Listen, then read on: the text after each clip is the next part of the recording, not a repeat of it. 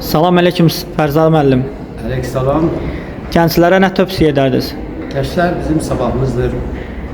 Bilmezler ki zaman yay buldu kimi ötüp geçir. Geriye dönüş yoktur. Sabahın geldi, bugünün geldiğini bilmeliler. Her andan istifade edemeliler. Böyle bu seslendireceğim sabahı şeyi de onlara bir öğüdümlü.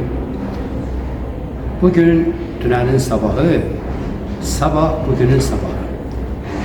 Sabahların sabahı çok. Sayma olar mı sabahı? Sabah olar, sen olmazsan nağdına mı gel sabahı? Akşam taxta çıxan olur, torpaq tutmur sabahı. Sabahlara bel bağlama, peşman olarsan sabahı. Təbəssümdən ucuz nə var, payla gözləmə sabahı.